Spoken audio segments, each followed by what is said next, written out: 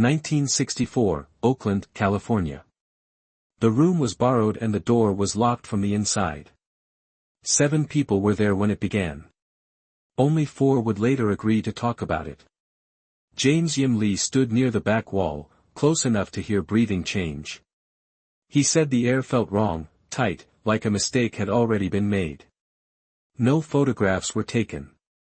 No official account was filed. Bruce Lee never described what happened in public, and when asked years later, he shifted the subject. What is known is this: the exchange lasted minutes, not seconds. Someone bled. Someone lost balance badly enough to hit the floor. And at one point, Bruce stopped when he did not have to. That decision, made under pressure, in a private room, with witnesses watching, changed how the people present understood him. The method stayed buried. The danger did not. 1964, Oakland, California. By that year, Bruce Lee was neither obscure nor established. He occupied an unstable middle ground that made him difficult to place, and harder to forgive. At 24, he taught martial arts openly in a Chinese-American community where instruction had traditionally been guarded. Some saw him as gifted. Others saw him as reckless. A few saw him as a threat.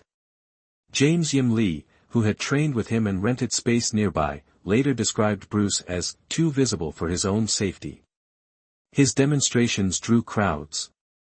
His language was blunt. He criticized traditional forms publicly, calling them incomplete under pressure. That was not a theoretical disagreement, it was a challenge to authority. In 1964, that mattered. Bruce's reputation rested on 3 unstable pillars. First, his speed, documented, witnessed, but difficult to verify outside demonstrations. Second, his openness, teaching students regardless of background, which angered senior figures who believed knowledge should remain contained. Third, his mouth. Bruce spoke with certainty, and certainty without lineage was treated as arrogance. The tension was not abstract. Oakland and nearby San Francisco housed multiple schools, some with decades of history. To them, Bruce was young, foreign-trained, and dismissive. His public comments implied that traditional systems failed under real resistance. That implication demanded response. According to James Yim Lee, the challenge that would follow was not sudden. It had been circling, he said years later, choosing his words carefully.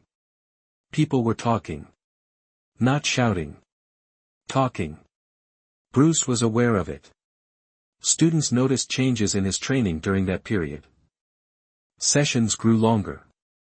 Conditioning replaced forms. His hands showed small cuts, knuckles split, then taped. He stopped demonstrating certain techniques casually. When asked why, he replied only that demonstrations created expectations he could not control. What made the situation volatile was Bruce's position at the time. He was not yet protected by fame. He had no institutional backing. If he lost, clearly, publicly, his school would close. If he won brutally, he would confirm the accusations being leveled against him, that he was dangerous, disrespectful, and unwilling to observe limits.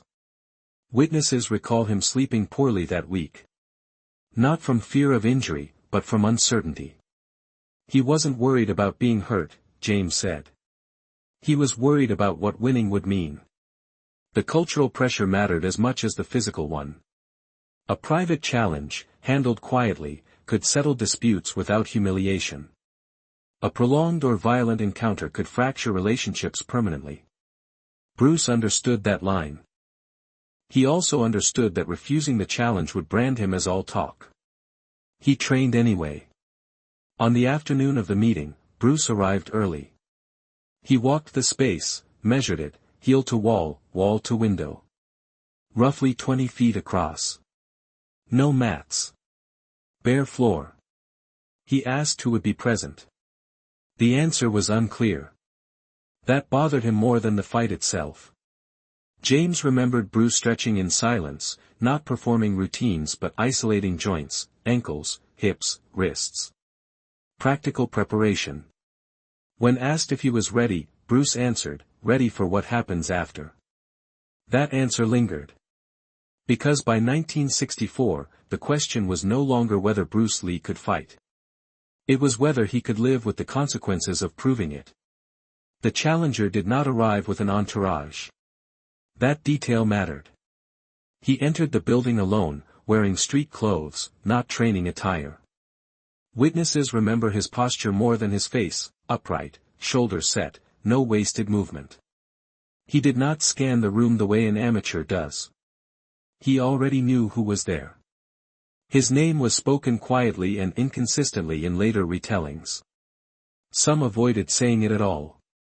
What remained consistent was his background, trained within a traditional northern Chinese system, physically larger than Bruce by a visible margin, and experienced in challenge matches that never made it to public record. James Yim Lee described him as, built for pressure. Thick forearms. Heavy hands. Not slow, but not theatrical. His danger was not speed, it was endurance and tolerance for impact. He had fought before under unclear rules and understood how to keep advancing when others hesitated. This was not a publicity stunt. No students were invited. No senior masters attended. There was no audience to impress, no reputation to inflate. The challenger's motivation was corrective, not celebratory. He was there to test a claim, that Bruce's approach worked when resistance was real. That credibility changed the emotional temperature of the room. Witnesses later emphasized what the challenger did not do. He did not insult Bruce. He did not boast. He acknowledged the meeting with a brief nod and asked one question, how far this was expected to go. There was no agreement reached. That ambiguity would matter later. Physically, the disparity was real. The challenger outweighed Bruce by at least 40 pounds. His reach was longer. His stance was rooted in years of form training, high guard, stable base, conservative footwork. He was not ignorant of modern fighting. He simply did not believe Bruce's criticisms applied to him. James noticed Bruce watching the challenger's legs. Not his hands. The way weight settled, how heels lifted when turning. Bruce adjusted his own stance slightly, narrower, lighter. That adjustment suggested respect. The danger was not theoretical.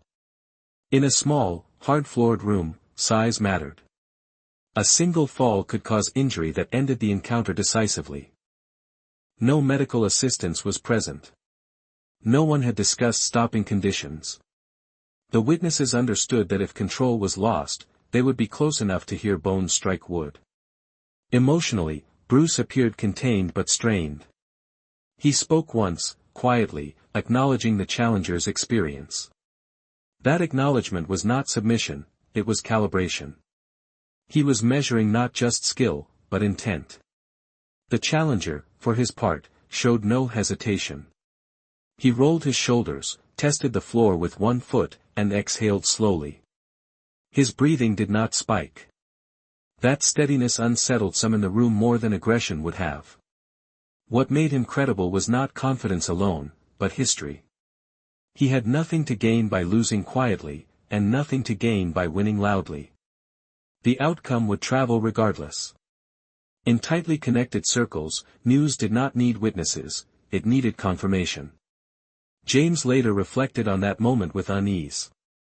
That was when I realized, he said, this wasn't about proving who was better. It was about stopping something from spreading. Both men understood that. And once that understanding settled, the room went silent, not from fear, but from recognition that whatever happened next would not stay contained to those walls. The door remained locked. The room itself became part of the story. A small studio above a storefront, roughly 20 feet long and 15 wide, bare hardwood floors, low ceiling, a single window barred with metal. Light fell in muted rectangles, dust motes floating in the afternoon sun. No padding, no mats, no protective gear. Only the witnesses, Bruce, and the challenger. Witnesses recall a tension that went beyond anticipation. James Yim Lee positioned himself near the back, arms crossed, noticing every movement. A student who had been invited to observe stood closer to the window, unsure whether to speak or remain silent. Their placement was strategic. They could intervene physically if the confrontation escalated dangerously, but they were far enough to remain invisible unless things spiraled out of control. Rules were minimal and implicit.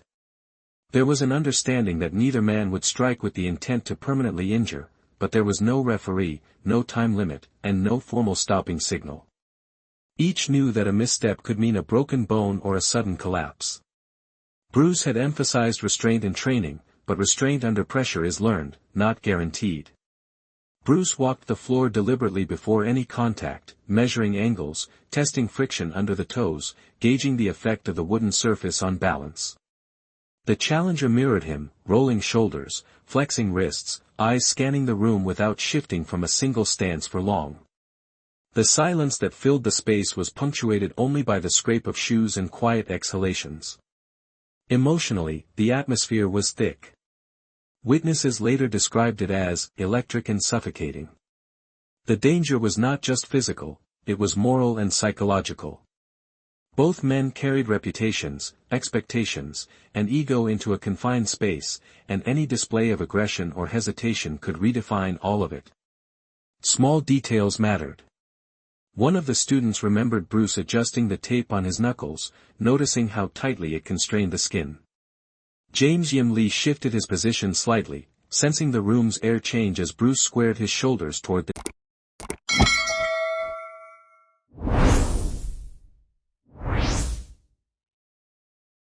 challenger. Every micro-adjustment carried meaning, a testing of balance, a subtle assertion of space, a communication of intent. As Bruce and the challenger faced each other, the witnesses reported a perceptible slowing of time. Neither man spoke. Breathing was measured. Bruce's eyes tracked not just the challenger's hands or feet, but the shifts in posture, the subtle tension in the hips, the weight distribution that might hint at the first strike. The constraints of the room amplified risk. A misjudged step could send either man crashing into a wall or window. The hardwood floor promised pain on impact. These were not theatrical stakes, they were concrete, immediate, unavoidable. Even before the first contact, the emotional atmosphere was heavy. Bruce, despite his confidence in technique, showed a fleeting tension in his jaw. The challenger, steady, exhaled slowly, eyes narrow but unflinching. Witnesses sensed that the challenge was no longer theoretical. The first move would define not just skill, but composure, intent, and moral judgment. In that quiet, sunlit studio, surrounded by observers who could only watch, Bruce made a small, almost imperceptible adjustment to his stance. It was precise, necessary, and loaded with intent. The room held its breath. And then the first motion began. The initial movement was subtle, almost imperceptible to the untrained eye. Bruce shifted weight onto his left foot, pivoting the right just enough to test the challenger's response. The larger man's stance barely moved, feet planted, knees slightly bent, but his gaze followed every inch. The distance between them was no more than 8 feet, tight enough that miscalculation could bring catastrophic collision with walls or furniture. The first contact was a probing series of strikes, fast but controlled. Bruce's fists moved along the challenger's perimeter, snapping toward space rather than flesh, testing timing and defense. The larger man responded with measured blocks, wrists angled to absorb impact rather than redirect it. Each strike carried real force, enough to sting, yet restrained by mutual understanding of risk. Witnesses noted Bruce's footwork as unusual for its economy. He did not circle unnecessarily. He compressed movement, shifting weight in micro-adjustments, almost imperceptible tilts of the torso. James Yim Lee described it later, he was almost dancing, but every step had a knife behind it. The metaphor was apt, every motion was prepared, precise, and potentially lethal. The challenger responded not with panicked aggression, but with controlled pressure. He advanced in increments, testing Bruce's balance. A single step too far could expose the torso. For the first time, Bruce's usual composure betrayed slight tension in his shoulders. The larger man's reach meant any overextension could leave Bruce vulnerable. Witnesses felt the room tighten, the stakes physically pressing in. A sharp tap, a miscalculated parry, caused the challenger to stumble slightly backward. Bruce reacted instantly, redirecting momentum with a subtle twist of his wrist and hip. He did not follow aggressively, control mattered more than dominance at this point. The microsecond of imbalance was enough to convey skill without escalating to injury. Then came the first close-range engagement. Bruce stepped inside the challenger's longer reach, moving almost beneath his guard. Hands collided with flesh, wrists twisting under pressure, shoulders jostling. The sound of impact, wooden floor, knuckles, brief grunt, registered in the witnesses' memories as sudden and sharp. No theatrics, no exaggeration, just the physical reality of two highly trained men negotiating control. The psychological weight was immediate. Bruce's eyes, normally calm, flickered with calculation. The challenger maintained a fixed gaze, lips pressed, exhaling slowly, measuring not only the strikes but the intent behind them. For Bruce, each movement demanded split-second assessment, force, distance, reaction, consequence. A single misjudgment could end the encounter in serious injury, not to mention moral reckoning. Witnesses described a brief pause after this initial exchange. Both men backed away slightly, breathing measured, evaluating. The room was silent except for subtle shifts of weight and controlled inhalations. In that moment, it became clear that the challenge was not a spectacle, it was a negotiation of risk, a test of precision under pressure. The first exchange had established the rhythm, calculated strikes, disciplined defense, and psychological probing. Bruce had demonstrated technical superiority, but only by inches, only by timing, and only by respecting the hidden danger posed by the larger opponent. And in that pause, everyone in the room sensed the escalation waiting to come, the moment when control might slip, and decisions would carry consequences far beyond the floor of that studio. The second phase began without warning. A subtle feint from the challenger, a shoulder drop combined with a shift of weight, forced Bruce into a split-second reaction. He stepped back, narrowly avoiding a heavy palm that would have struck ribs, feeling the air compress as it passed. The force was real, the danger immediate. For the first time in the encounter, witnesses sensed genuine risk in the room. Bruce's response was precise but unrelenting. He closed the distance, using a combination of short strikes and subtle wrist manipulations to destabilize the larger man. One strike grazed the challenger's forearm, leaving a thin red line where skin met bone. It was enough to punctuate the seriousness of the encounter. This was no rehearsal. James Yim Lee later remarked, "That's when you realized Bruce could hurt someone if he wanted, and he didn't." The larger man did not retreat.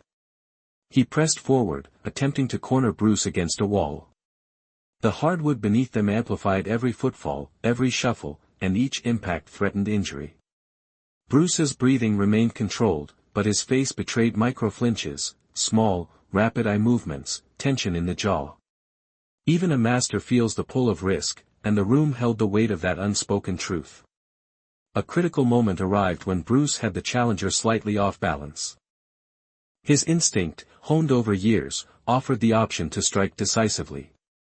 Witnesses described Bruce's pause, an almost imperceptible hesitation, a psychological crack in composure. He understood that delivering a full-force strike could break bones or worse. The larger man, unaware of this internal calculation, continued to advance with calm menace. This was the moral decision. Bruce could dominate physically, asserting his skill at the cost of real injury. Or he could maintain control, demonstrating mastery not through destruction, but through restraint. He chose the latter. A subtle redirection of momentum, a small shift of the wrist and hip, allowed the challenger to regain balance without serious injury. The room exhaled collectively. Those present understood that Bruce had weighed the consequences in microseconds, and had chosen humanity over victory. The physical stakes remained high. Bruises were forming along knuckles and forearms. One slip could still result in head or shoulder impact on the unforgiving floor. Each participant's muscles burned from tension. Yet the psychological stakes had increased even more, the moral weight of power, of choice under risk, pressed heavily on Bruce. Witnesses sensed the duality in his demeanor. He was aggressive, technically superior, yet visibly grappling with restraint. His eyes, normally sharp and decisive, flickered with uncertainty. James Yim Lee recalled thinking, "He's afraid of what he can do, but he's still moving." The paradox of skill coupled with conscience created an intensity that could not be manufactured. The challenger, for his part, remained dangerous, resilient, and unyielding. Every forward pressure was met with calculated deflection rather than pure force. The room's silence grew heavier, punctuated only by the sounds of movement and the occasional grunt of exertion. No words were exchanged, but every micromotion conveyed intent, evaluation, and judgment. By the end of the exchange, Bruce had demonstrated not just physical mastery, but moral and psychological complexity. Control, calculation, and courage coexisted in each movement. He walked away without breaking bones, but not without leaving an indelible mark on witnesses' understanding of what mastery truly entailed. The tension lingered, unbroken, as all in the room recognized that the encounter had been more than combat, it had been a negotiation between power and restraint, skill and conscience, human capability and ethical choice. The encounter ended quietly. No hands were shaken, no announcements made. The challenger left first, shoulders squared, face unreadable. Bruce lingered a moment, rolling his shoulders and flexing his fingers, as if testing whether the risk had left any mark on him. The hardwood floor bore faint scuffs and a thin smear of blood from a knuckle abrasion, a physical record of what had occurred. Witnesses dispersed slowly. James Yim Lee recalled the weight of silence as they left the room. "No one spoke much," he said. "It wasn't victory or defeat, it was understanding, and it left a heaviness." Each observer carried the encounter inward, replaying movements, microdecisions, and the moral restraint Bruce had exercised. For Bruce, the psychological impact lasted longer than any physical strain. In private, he reflected on the decision to restrain force. He recognized the thin line he had walked. One misjudged movement could have inflicted permanent harm, one lapse in judgment could have sullied his reputation, or worse, brought guilt he could not shake. Witnesses later noted he seemed more introspective in the following weeks, practicing with renewed focus on control rather than speed alone. The challenge altered perceptions as well. Students who had previously idolized Bruce for sheer skill now saw the depth of his calculation. To them, mastery was no longer just technical, it was ethical, psychological, and emotional. James Yim Lee emphasized this repeatedly. He could have ended it badly, but he chose the hard way, the way that required more thought than muscle. Historically, the event remained unpublicized. No newspaper reported it, no photographs exist, and Bruce never included it in interviews. Yet it became a touchstone for those who trained with him privately, a buried lesson in risk, morality, and the human capacity to exercise force responsibly. Decades later, the echoes persisted. The challenger's identity remained partially obscured in oral histories, a figure described more by movements, posture, and intent than by name. Bruce's handling of the encounter reinforced his reputation as a practitioner who combined intellect with technique, restraint with potential. James Yim Lee's reflection captures the lingering weight: the strongest man in the room isn't the one who wins. It's the one who knows exactly how much damage he chooses not to do. The silence that followed, the pause in conversation, the careful retelling years later, the absence of spectacle, became the true testament to the encounter. Bruce had demonstrated something rarely seen, not just the ability to dominate, but the discipline to hold back. In that quiet, the people present glimpsed a man negotiating not just physical confrontation, but the ethical consequences of his own power. Long after, the story persisted in fragments, whispered among those who had been present. The memory of Bruce Lee in that small Oakland studio, controlled, precise, emotionally complex, and capable of choosing restraint over destruction, remained a quiet yet profound lesson. The strongest measure of mastery, the witnesses agreed, was never in a knockout, a fall, or a display of strength. It was in the silence that follows when the danger has passed, and the man walks away having done exactly what he chose to do, and no more.